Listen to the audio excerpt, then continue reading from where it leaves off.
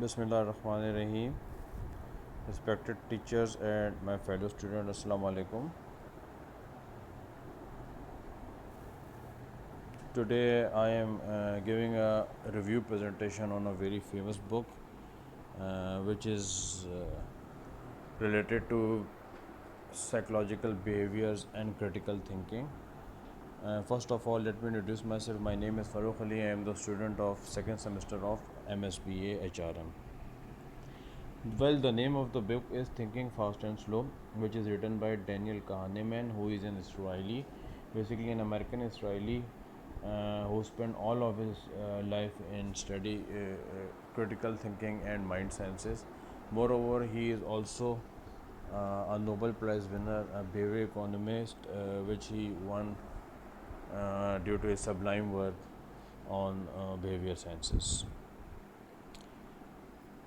This is the book that can help us to increase critical thinking. I think in today's world, thinking with logic or critical thinking is one of the most critical contemporary issues that most of us are facing. And if somebody wants to get rid of this, problem, this book is for those people. I would like to mention some of the key aspects regarding the book. It is written by Daniel Kahneman, who is also a Nobel Prize winner. The book contains 499 pages, 38 chapters, and the publishing year of the book is 2011. As I mentioned before, that the book is scriptured on critical thinking and behavioral psychology.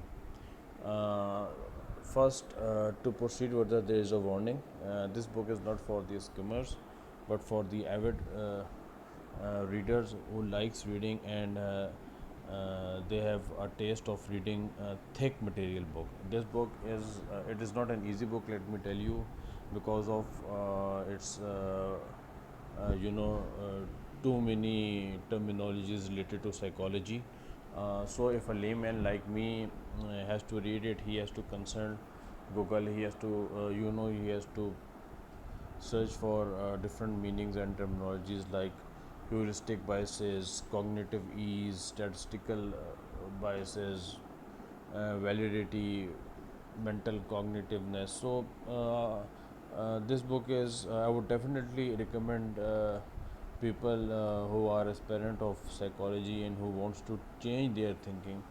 But at the same time, I my advice for those who are not avid readers and who don't like reading and are skimmers as well. Please, please, please, I think better not to read this book. The rating of the book on Google Goodreads is 4.2, which is very good. This book is all about defining our two mental systems. One is system one, which is fast, which never sleeps. It is one of the readily available system that facilitate us with its most of the time with its bias thinkings and illogical uh, thoughts. But on the other hand, we have a more logical, more stable system too. It is basically the custodian of critical thinking, logical reasoning, analysis. Whenever we need help to sort tough, questions, complexities of life, it is this very system that helps us. Normally, 95% we use system one, or we remain in system one, and only 5% basically we use system 2. So it is a very contrasting figure if we compare the utility and usage of both the systems. One thing I would like to clear is none of the system is useless. System 1, although it is fast, it is furious, it is biases prone, but at the same time, it at times it is the most required thing that we need to make quick decisions. And on the other hand, system 2 is subservient to our memory, who is basically the archive of all the experiences, learning, skills, abilities that we have gathered with the experience and through learning. Uh, Basically, what happens in our life whenever we want to take a decision, we want to or we would like to have quick answers. This is the time when we make our system to irrelevant for that particular period, and we become prey to our biases. To cut it short, the more we utilize system 2, the better would be the solution that we are seeking to solve our problem. We are more prone to cognitive biases. Cognitive biases are those biases that we think that they are right, but on the other hand, they are biases.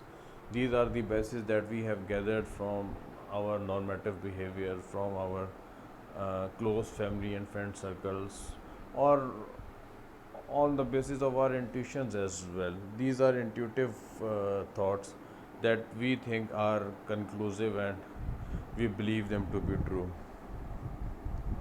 Uh, Most of the time, the level of our truth is subservient to the familiarity.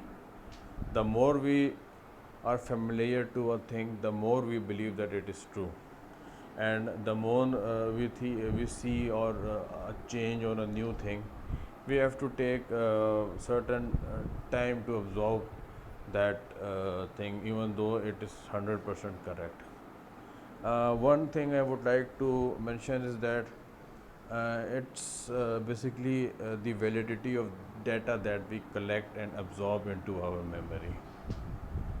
Basically, we make decisions on the basis of biases, on the basis of past experiences, on the basis of what we think is right, which is a very very wrong approach. That's why I mentioned in the beginning that uh, critical thinking is one of the most pressing and telling contemporary issues. If we can uh, eradicate this problem from our lives, we would become a better person in our lives, not only in our professions but as a whole in life. Uh, there is a very interesting chapter, I think it was chapter 4, in which the writer has mentioned how we believe narrations and writings. At times, we have seen people who are very fond of using thick vocabulary. And if you ask them the meaning, most of the time they tell you this synonymous rather than meaning. Basically, they try to impress people with those vocabularies. Uh, Even though at times these vocabularies are truth and meaningful, but we don't buy those things because they are tough to understand. Uh, Anything that our mind feels is tough, it alarms the danger bell, and it means that danger is out there, and the most primitive task of our mind is to keep us safe from that danger. So the writer has narrated that if you want people to believe you, what you say or what you write, always adopt simplicity. Then there is another interesting fact. The writer has mentioned that if you want people to believe whatever you have written, always use black and blue ink, because your retina and your mind is more fond of such bright colors, and they believe those writings to be true, even though they may be completely false. A very interesting thing the writer have mentioned is to avoid post-mortem, not pre-mortem, sorry, not post-mortem. Whenever we make a certain strategy or a plan, we always have one thing in mind, and that is success. However, the writer has mentioned a 180-degree different story. He say always assume that the plan you have made has been totally disastered, and now you have suffered a defeat, and try to absorb that defeat aspect onto your life. It is one of the best solution. The writer says that from that fiasco plan you may be able to make a winning plan or a winning move, because our mind at times is it is more optimistic to negative things. Negativity is easy to believe than positivity. So this is how the writers have mentioned: always make a fiasco plan and then try to invigorate your successful plan from that fiasco. Because whenever we assume a fear, or we think that the fear has override our selves, we become more, more and more watchful. Our senses start working better. So this is how the writer has given an example to utilize your brain in a more you know logical way, or a more systematic way, one can say. Self bias, this is a disease that we all have been influenced with. मैं अच्छा तुम बुरे मैं अच्छा. Every person feels that he is the most righteous and the most sane person on the earth. And if you ask anybody, please pinpoint your three uh, shortcomings or pitfalls or biases, most of them would give you a cunning smile and try to avoid that question. But on the other hand, we think we are more expert to scanning the lives of other, and making false opinions or negative opinions about our friends and family members and co-workers. But if we have been asked, do we possess these negative qualities, the answer most of the time is a big no. This is a very interesting bat and ball example the writer has given in the book. If you read this example, it seems very simple, but the writer has mentioned that almost 40 to 50% of the students hailed from Howard and such like institute have gave the wrong answer of this statement. Uh, it says the bat and the ball cost $1.10 in total. The bat costs $1 more than the ball. How much does the ball cost? Most of us, because of our system to overwhelming ability to give conclusion, would say $1 for bat and $0.10 for ball. But the writer says the correct answer is $1.05 for bat and $0.05 for ball.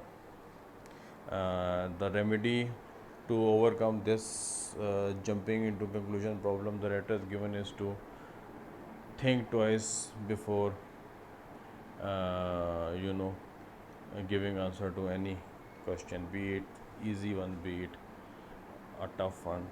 Another thing that is very important to mention is that we are too much lazy and too much fond of attempting easy things, and due to those easiness adaptation, we become hasty in our response.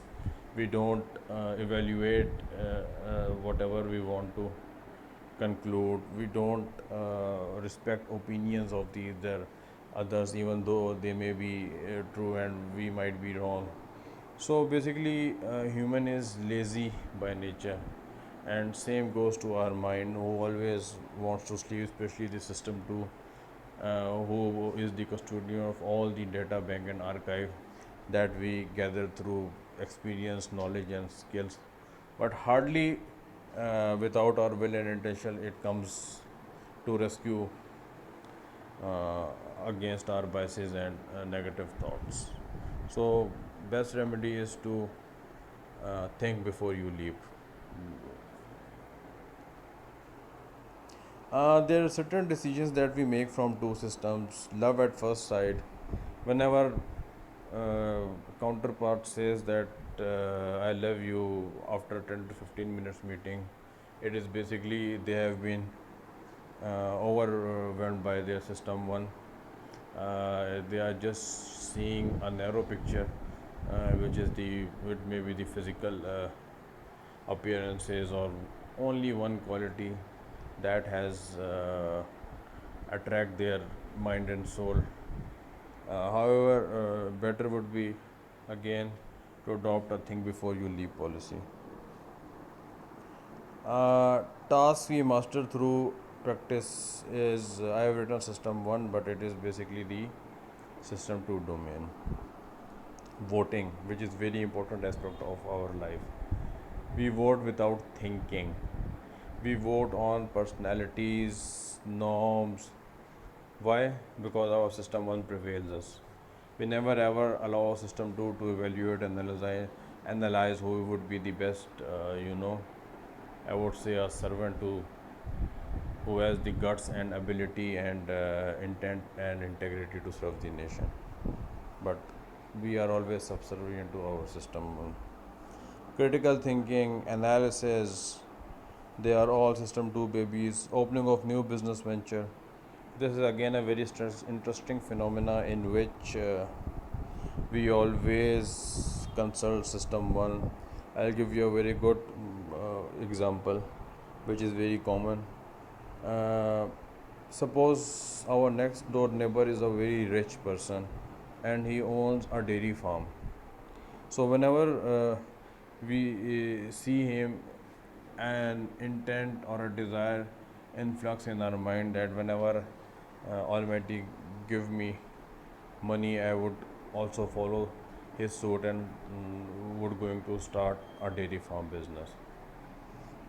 Time passes, we might get the opportunity after 2 years or 3 years, and at the same time we were carrying that intent and intention, but we hardly try to evaluate and analyze the basics and the main points and main curse of doing dairy farming business. Why? Because our system one has decided and it has convinced us that yes, this is the business if you want to become rich.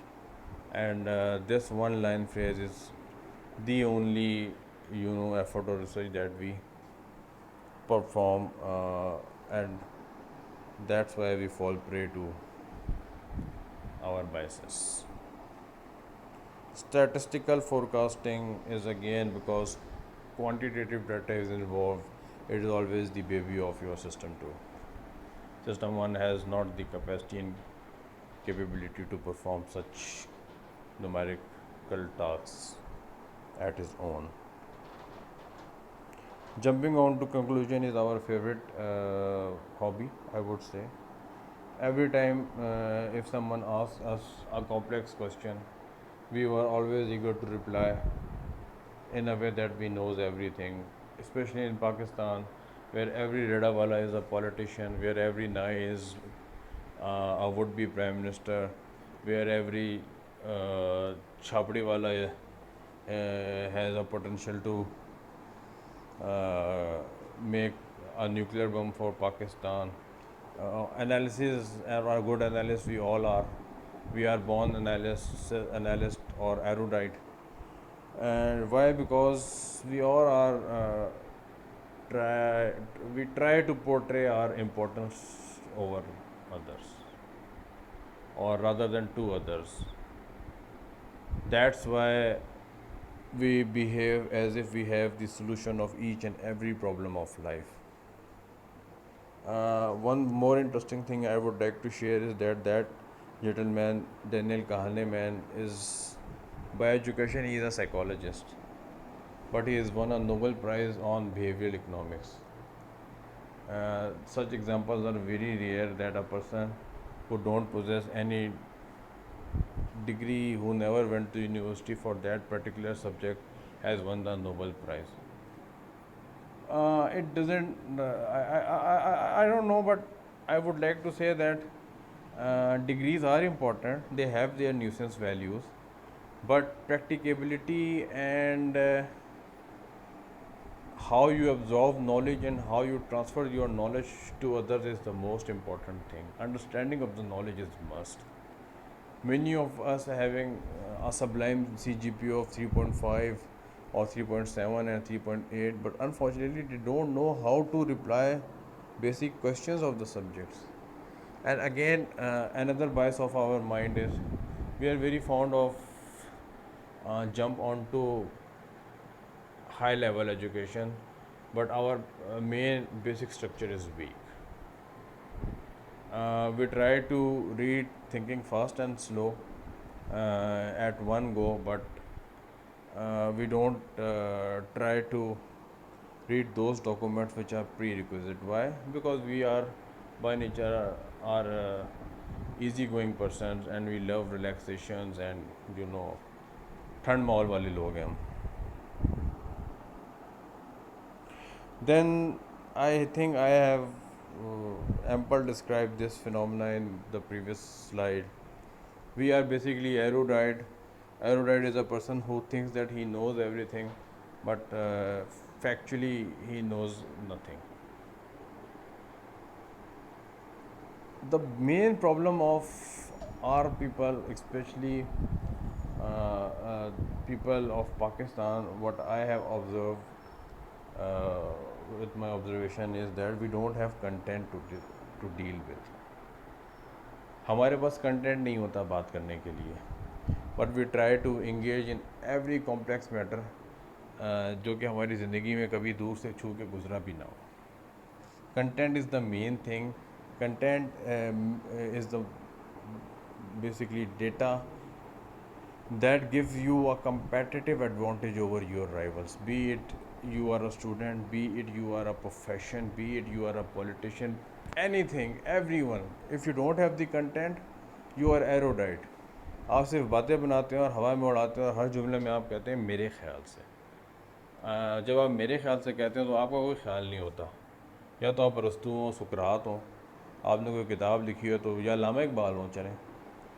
But basically we copy others, and we copy others in a very pathetic way. We have certain likings and dislikings. We are very fond of those anchors, those journalists, most of them who are paid from anti-establishments and anti-state elements. We love to listen to them. Why? Because they think in the same way as we do. This is their bias, that they think that they know everything, and whatever we hear, whatever we listen from them, on the basis of that fragile data, we think we know everything. So this is something very fishy. And if this disease, I would say yes, it's a disease, persists in our life, we would not going to develop and prosper.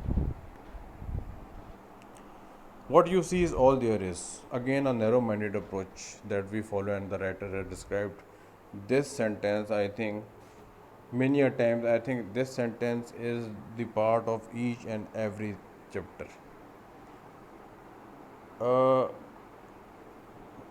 We have information in different bits and pieces, but we don't have the thread, या whatever we call in Urdu जो कड़ी कहते हैं जिसको, we cannot develop that because of our lack of knowledge or lack of mental ability to deal with.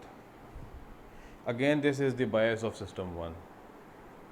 Most of the bias that we possess in our life is due to the dominance of system 1, because system 2 is a sleepy baby and sleepy giant.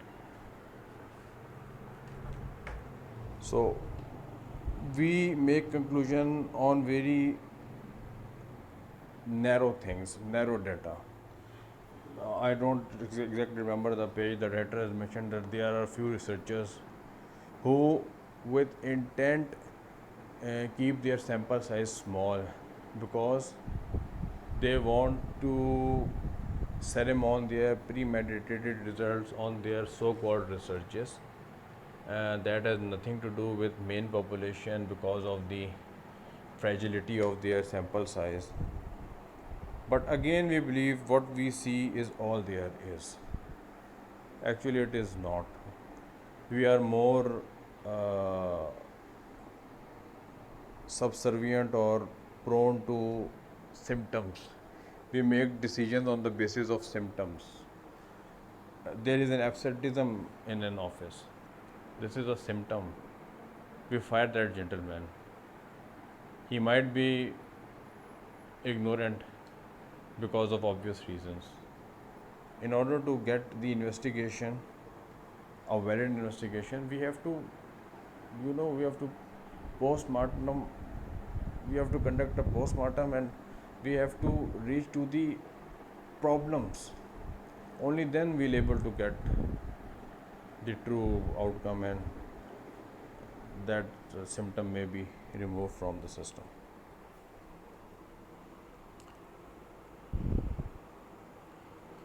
I think I have mentioned we are prone to see narrow-minded pictures. We conduct internal analysis. We think this room where we all are sitting as a managers or as family members or as a friend is the most convenient place, and the outside world is all illusionary. Actually, whenever we do a SWOT analysis, it stipulated to both internal and external. So this is where we went wrong, and we only make internal analysis and completely negate externality from. We vote for personalities, we hook by the book only. First of all, we are not readers, and I think since 2005 and 6, when the social media ruined our lives, we have totally removed, or we have massacred this habit of book reading. But again, whatever we read, we never question its validity. Anything that is written on a piece of paper is like a holy book for all of us. And this is where we fall prey to fifth generation activities. This is where our enemy override us. आप वो कह दिए थे defence budget defence budget defence budget, और आपको figure दिया जाता है कि आपकी 7 लाख की फ़ौज है. 700,000 personnel only hails with the military, जिसे आप पैदल फौज कहते हैं. Then you have Air Force, then you have Navy, then you have CV's defense personnel, then you have strategic assets. All this money that you see in a defense budget, it has been divided into each and every small to big segment of the defense. और दुनिया आपको कहती है tweet करके करिए देखें जी ये क्या हुआ, और आप कहते हैं हाँ यार. So we seriously needs to gather data. Only then we'll able to solve our problems in a more logical way.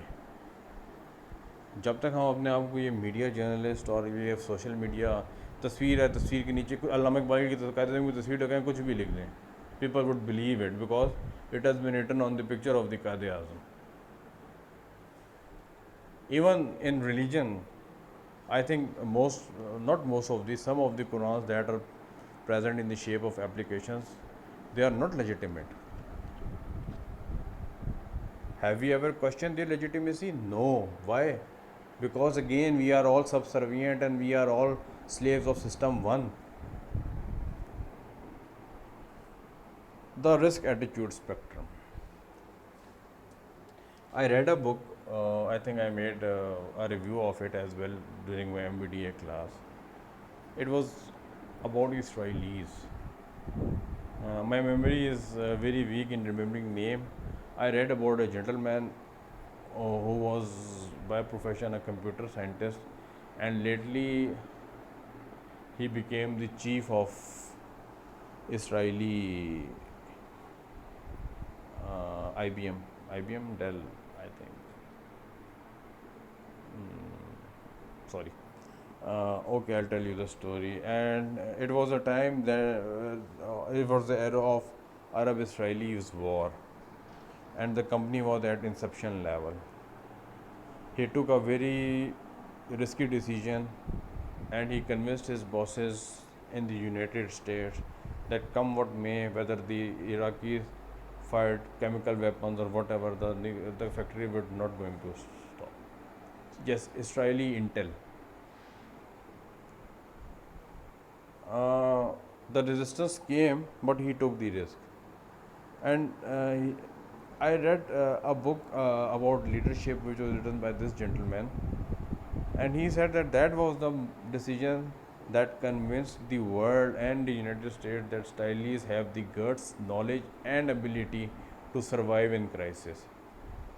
And he said that had he not taken the decision like he did, or he have aborted that project, Intel would have been vanished from Israel. हम decisions कब लेते हैं? हम decisions तब लेते हैं जब हमने लॉस बचाना होता है. We are more loss loving than gain seekers. At the time of gain, if we have 100,000 rupees and somebody asks us to invest, we would not do it. We try to be risk averse and we try to keep that amount safe in a bank or wherever. But once we are in trouble, we go to bank, we obtain loan. When we obtain loan, it's a risk that we are taking. So this is our attitude is again and again when we have a money system, one prevails and say, hey, if you have the money, why don't you take a risk? Please tell him, unless and until you don't take a risk, you won't become rich. Entrepreneurship is a risk seeking activity. If you want to be an entrepreneur or the owner of the startup, you have to take a risk. We take risks to avoid losses rather than gains. The government job holder like me, we are risk seekers. No, we are not risk seekers. We are, by nature, we are risk averse. We avoid risk. We get monthly salary. Our monthly salary is safe, which is our reference point, which we're going to discuss in next slides. And we don't do anything. That's why in government jobs there is less chances of growth, whereas in stock exchange businesses they are of high risk in nature, they have more chances of growth. The bigger the risk, the better the growth. And again, somebody told me that every chaotic season has an opportunity. The bigger the chaotic, the bigger the opportunity is. But one has to take risk in that chaotic atmosphere. Reference point, basically these are our goals that we achieved or we set. Our CGPA can be our reference point. For example, I attained 3.83 CGPA during the last semester. So this 3.83 has become my reference point. So whenever I try to study, that 3.83 would definitely be overwhelming my mind that look, please don't fall below this reference point. So this will inculcate a winning, habit into my mind. The more your reference point is, the more you would be working hard. But again, I would say that reference point, it has to be in your average has to be in reference points. आप एक दिन cricket खेलते हैं, आप 300 run कर लेते हैं. Does it make your reference point? No. It's one and the odd occasion that you have done it. But that 300 would have definitely, they have a very contributory factor into your batting average. If you keep it to consistency, you never need to make 300 again. But if you have a caliber of 300, so at least you would be making 55, 60, 70 runs per innings, and that makes your average. And I think your average is your best reference point. Writer ने आपको golfer's की काफ़ी example दी है कि एक दिन वो बहुत अच्छा स्कोर करते हैं, बट अगले दिन वो दे falter. Your reference point balance out. That's why you can't make 300 every day. To maintain the CGPA of 3.8 or 4, you have to work hard every day. Unlike the students who just study one night I would not challenge their mental abilities or their geniosity, but their hard work is to some extent questionable when you talk of that reference point.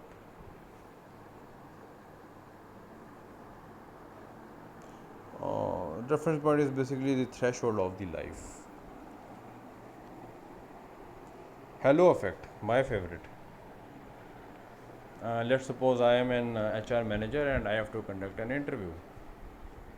Uh, the first gentleman who entered the room is not so, you know, good in personality. He is wearing a shalwar kameez. He looks like a villager. When he opened the door and he asked me permission to come in, 70% or more that was the deciding factor that whether I'm going to selecting this gentleman or not. That's why they say your 70% body language and your 30% verbal interview makes you a fit for the job. What is this? This is an halo effect. Since childhood, or at least since matriculation, we have been given and advised various times that your first question and your last question should be your best questions. You can do gritchy michi in between. Why? Whenever teacher read your first questions for evaluation, 60 to 70% his mind becomes overwhelmed, and that too his system one that yes, he is a very good student. So that overwhelmingness of mind prevail his thoughts while he was checking the less best questions or the questions you have not attempted very well. And at the time his utility was starting diminishing, he comes up to your last question, which is again a very good attempted question. So by this he perceives his mind and he makes judgment that yes, you are a very good gentleman, and he gives you or bestowed you with very good marks. I have placed this CV, although you can find very good, beautiful CVs than this, but this is a very colorful and very glaring CV. The main thing to scroll or screen into the CV is your essential criteria. But when our eyes sees colors and glamours, it straight away gives signal to our brain that wow, it's very good. And that goodness, which is illusionary, which is biased, enforce us to take a false decision. That's what we usually practice. A remedy to overcome this problem is if you are a teacher and you have 25 to 30 students, always mark question number 1 of all 30 papers, evaluate them, and then proceed to question number 2. Or if you become, crowdy with all those illusions and biases, the best way to deal is to take a deep breath and ask some questions. If I would become an HR manager, I would definitely going to ask a candidate, please tell me the aims and objectives you have written. Develop this habit. When you was stuck up between these questions, it may overcome your biasness to some extent, if not to 100% level. So this is how asking questions, challenging logics is the only remedy to let system 2 prevail your life rather than system 1, which most of the cases is based on fallacy and myths. This picture I have taken it from one of the status. I apologize, the name is still mentioned. I missed it. There are two minds, dad on the outside, dad on the inside. One mind is free from thoughts, and one mind is loaded with thoughts. So whenever your mind is loaded with thoughts and you have been given an assignment to complete with, most of the time you would try to get rid of such assignments. Working hours evaluation is the best example to deal with. uh, we work for 8 hours, 9 to 5. There is a difference in utilization of those 8 hours between a sane person and an insane person. A sane person would prioritize his jobs. He will complete the most important task in the morning, followed by less important, lesser, and the most lesser important he would take it to for the last hours. Why? Because he knows that when his mind become overwhelmed or out of power, he may be giving bias signals and bias decisions. So to override those, setting priority in life is very important. We are involved in too many things.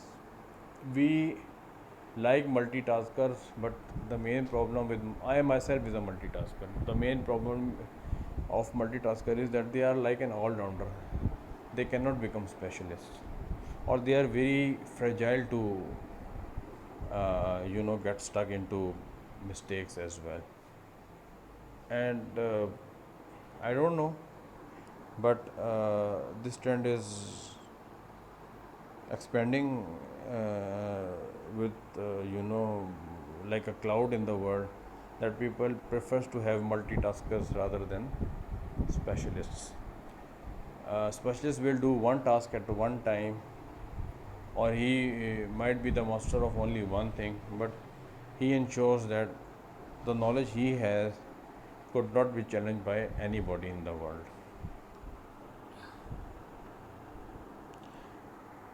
This example I have taken from the book. It is like schematic diagram.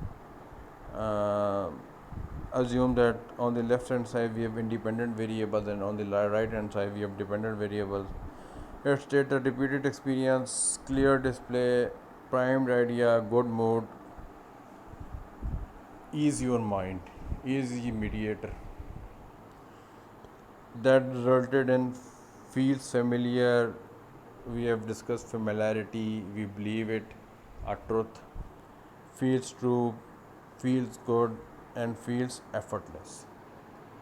The more we keep our mind calm and easy during a complex situation, the better would be our outcomes and results.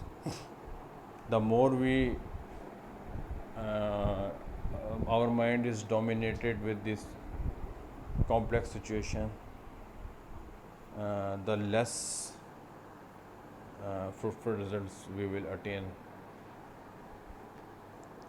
Focus.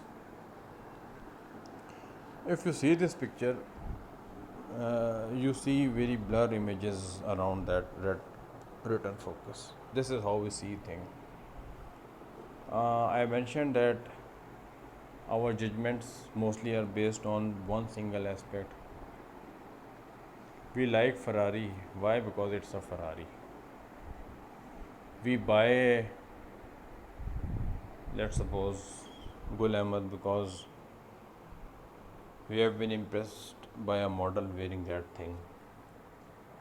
I remember the era of 33 das, and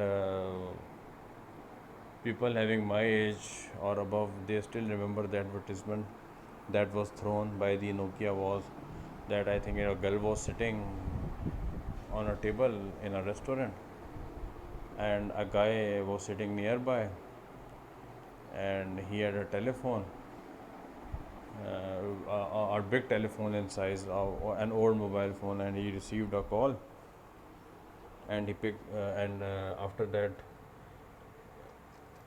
he keep that phone beside his table or wherever. Then he saw a girl sitting by, and he was talking in isolence, as if she was, अपने आप से बातें करने वाले लोग. And the gentleman was watching him thoroughly, and after he talked as if she was talking with herself for 5 minutes, and suddenly stopped, and at the end the gentleman noticed that she was carrying a mobile phone that was small in size. And if you compare Nokia 3310 with today's mobile, there was one feature that became his source of fame, and that was his size.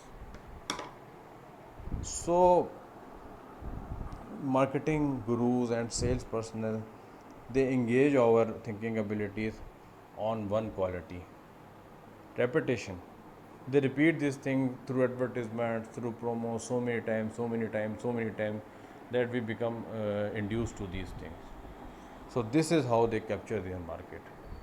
And the remedy to get rid of this thing is to expand your focus, just like an eagle who reach at 10,000 feet and he sees the world smaller than his eyelid.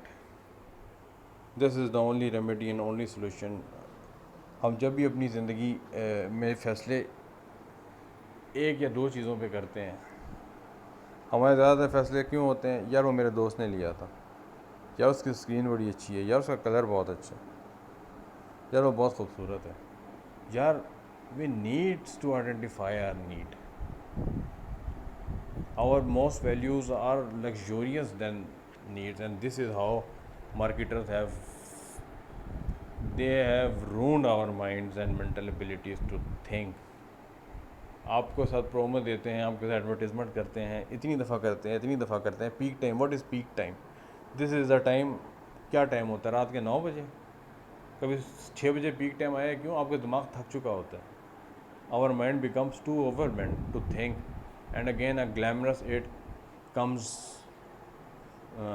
before the news for which we were anxiously waiting to listen. और आप एक चीज़ सुनना चाह रहे होते हैं, उससे पहले एक चीज़ आ जाती है जो बहुत कलरफुल होती है, आप काबू कर लेते हैं. Have you ever noticed why the first news uh, at peak time is associated with bad things, accidents? They want to capture our mind. They want you to sit for another 1 hour, but for that matter, they have to trap your mind within first minute of the news started.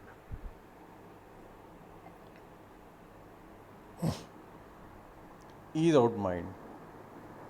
We love small numbers when it comes to calculations. हम सबको अपनी ज़िंदगी में वो matric में वो बड़े वाले 2 थ्योरम बहुत बुरे लगते थे, because they want effort from system 2. On the other hand, initially writer ने जो बात की उसने ये की कि आप वॉक कर रहे हैं, you are walking with your friend and you are just talking and talking and talking and talking. You don't feel any, tiredness or suffocation in breathing, and suddenly your friend asks you a complex question that not only needs your mental attention but movement of your whole body. What we say is concentration. What happens? We are running and we suddenly stops in an awe. Why? Because that complexity has struck our mind, it has overridden our system 1, and system 2 has to take over to tackle that situation. So this switching of mind need severe attention. And in a chapter where writer has mentioned that whenever we are engaged in complex things, our eye pupil expands. They have undertook very much, I think 1 or 2 experiments where they observed the retina of the people while they were engaged in a complex task, or they were looking a picture which is of very bright color. तो आपकी पूरा का पूरा जिस्म जो है, it is dependent upon your mind. तो जो सिस्टम 1 से आपके सिस्टम 2 को शिफ्ट आता है, वो जो आपको 1 सेकंड का झटका लगता है, वो बेसिकली जिस तरह बिजली जाती है और आपका ऑटोमेटिक पैनल ना हो तो 1 सेकंड के लिए लाइट जाती है और दूसरे सेकंड में वो आ जाती है. तो this is how your two mental systems work. Researchers we have talked earlier that for their ease and comfort they take sample which is not appropriate.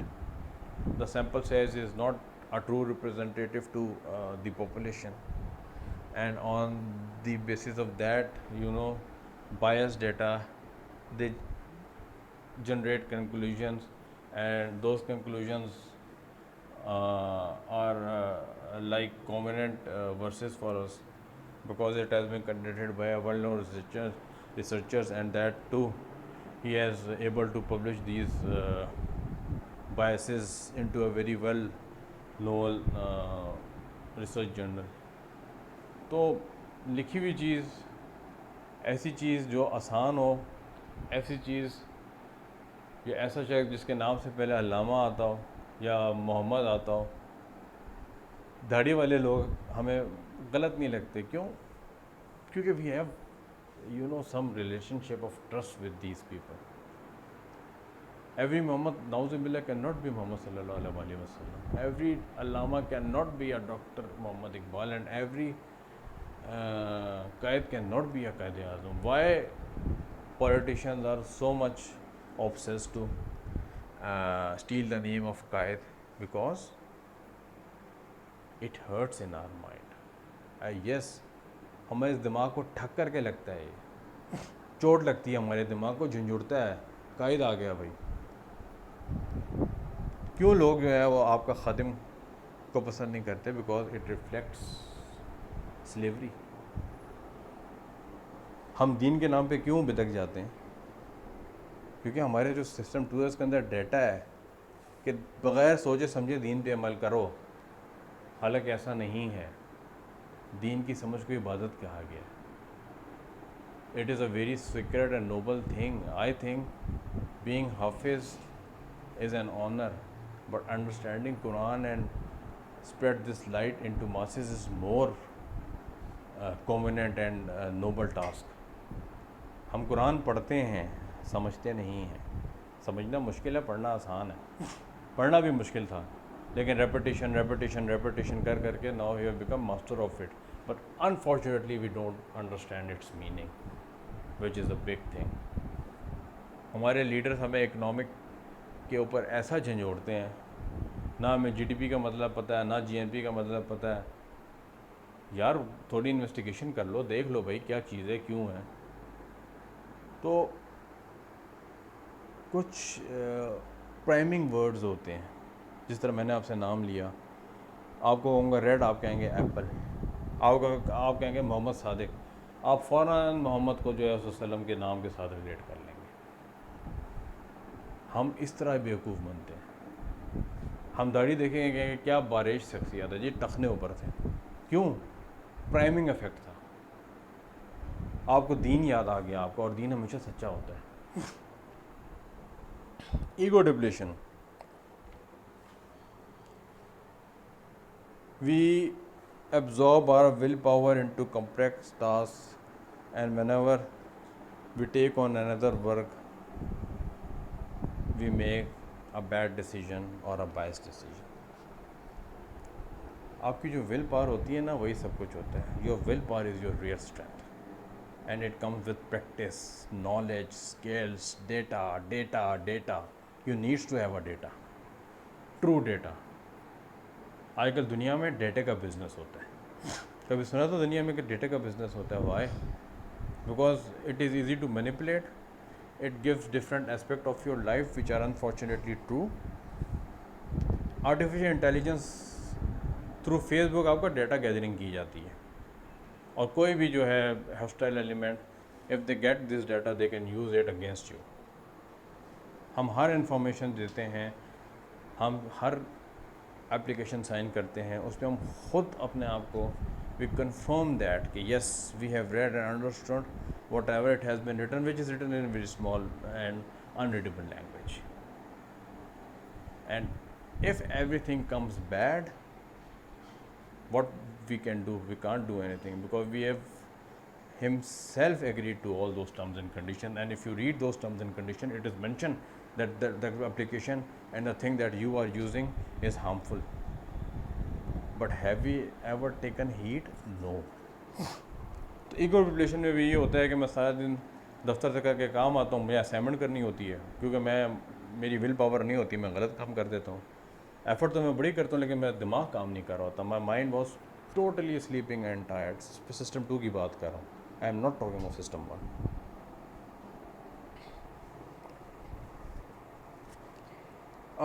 Self control is like a muscle. The more we use it, the more it develops. Mind के बारे में भी ये कहते हैं कि mind, there is not a trained and untrained, there is a trained and untrained memory, there is not a good and bad memory. Memory trained कैसे होती है? What you think is all there, इससे नहीं होती। We have to relate information, we have to make portfolios into our brain. किताब के अंदर एक जगह पर राइटर ने मेंटल अकाउंट्स की बात की है। We want to purchase something, we see a car, we want to purchase it, we make a mental account into our mind, a portfolio. Now we have to arrange money. If we able to arrange money, if we get the decision to purchase the car, a tick comes into that portfolio. Yes, mission accomplished. And due to some obvious reason, if we weren't able to make it, our mind closed that accounts forever, or at least till the time we get that arrangement.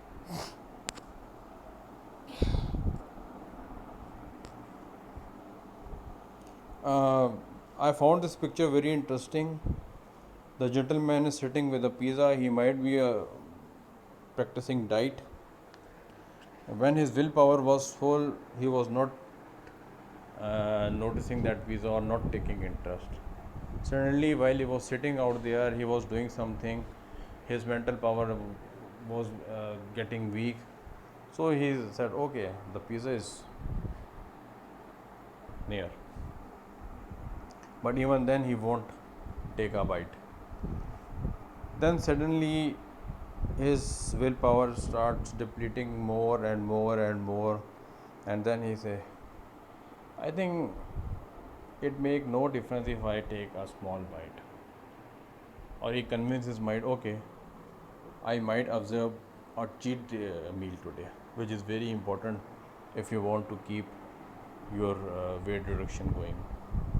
And then this is the time where he attacked on a pizza like anything, and his all willpower has become zero. So start making habit to work for at least 16 to 17 hours. Yes, the life is very tough. The investiture of technology will going to make most of us irrelevant, or better would be to start working on smart levels. But to flourish your willpower, you need to take some challenging decisions. I found this picture very interesting. I think I have explained this in my previous slide.